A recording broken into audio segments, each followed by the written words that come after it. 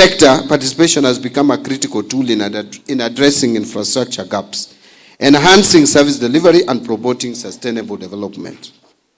There are many success stories on privatization. That is where I want to end. Many success stories.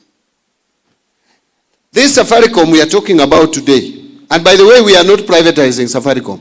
Safaricom is already private as we speak, even without doing anything.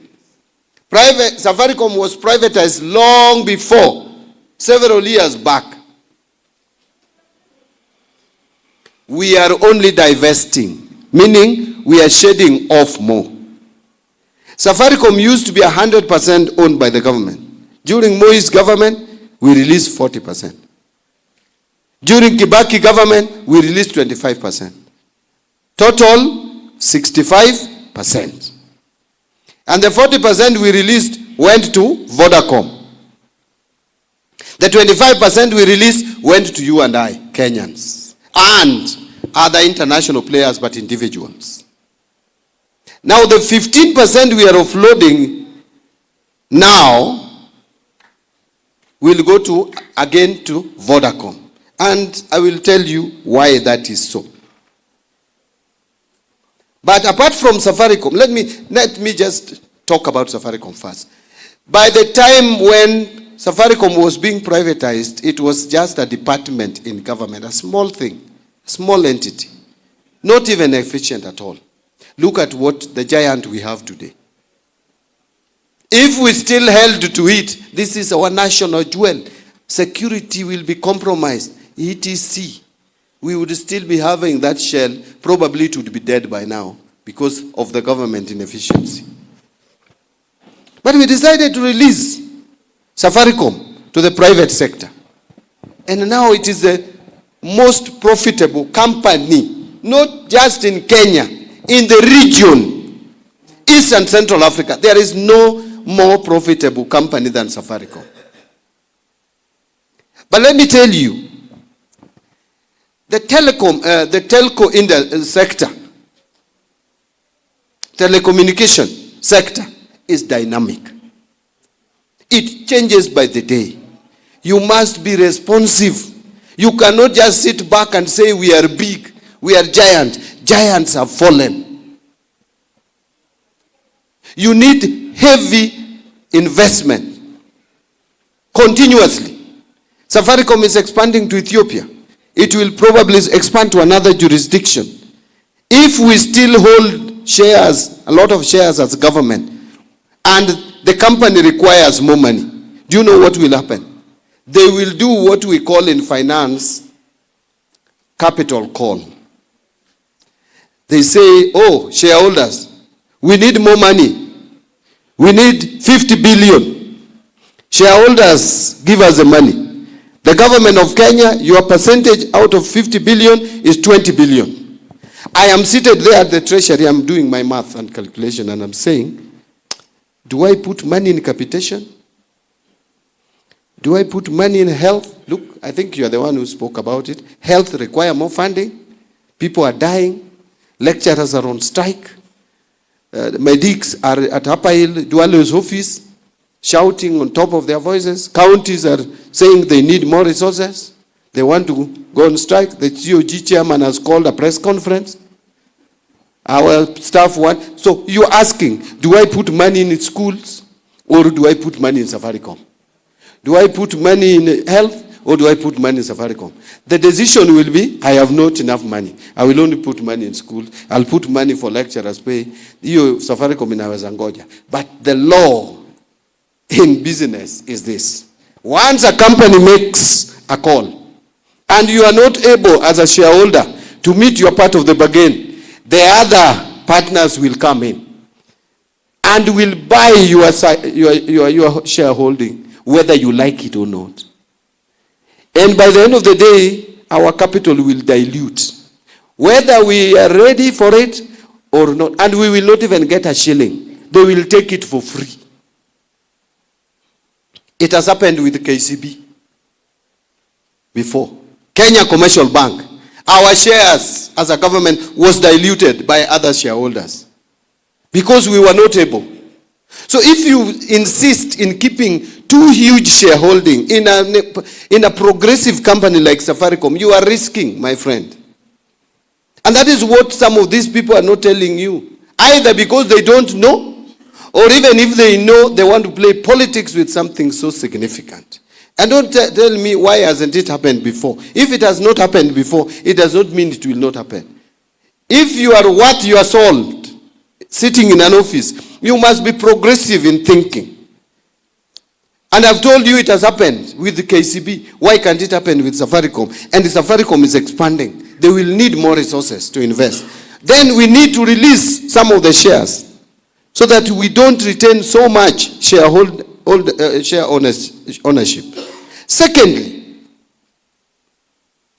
even with the 20%, if this company is going to be run even much better and make more profit, we can get more dividend than we are getting with 35%.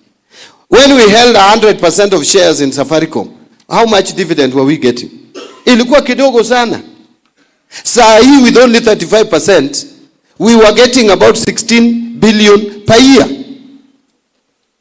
What makes you think we cannot even get 20 billion per year with 20% shareholding if the company is run properly? And we will have also received 240 billion. Let me say 204, because 40 is a dividend in advance.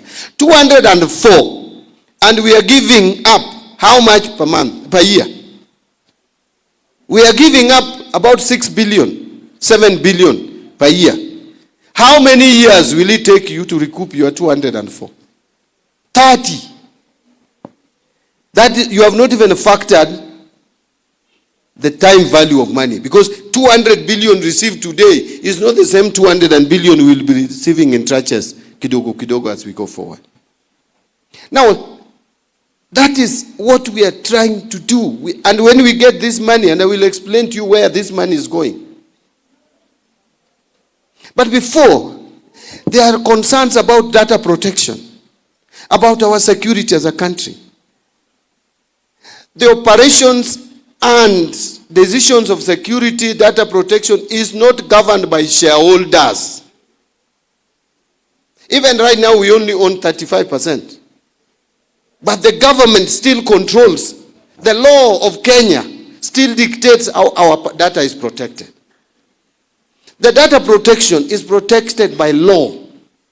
Data protection is not a function of share ownership where you go and sit and decide, now we can release the data. No, the rules, regulations, the legal framework of the country is what dictates data. Let me ask you about Airtel.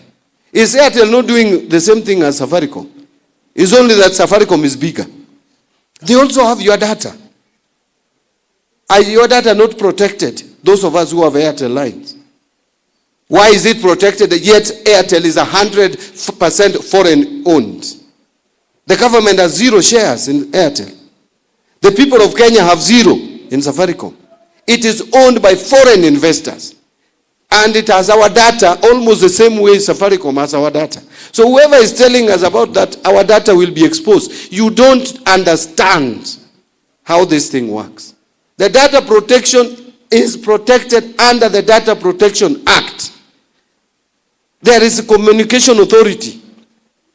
Even when Safaricom participates in the electoral process by relaying the information to Bomas of Kenya, it is not the government shareholder who decides what they should do. It is the law, the regulations, the rules, and the engagement that IEBC has with the company.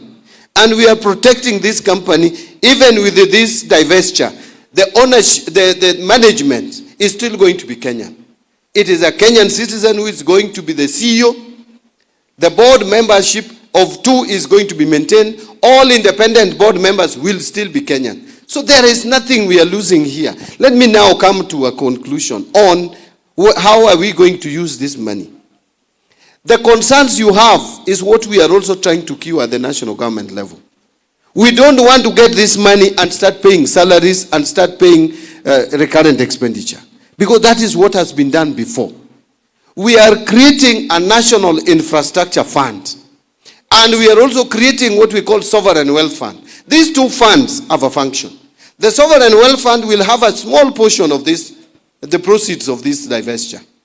and privatization, about 10%, to protect money for the future generation so that our grandchildren don't ask us, where did you take Safaricom?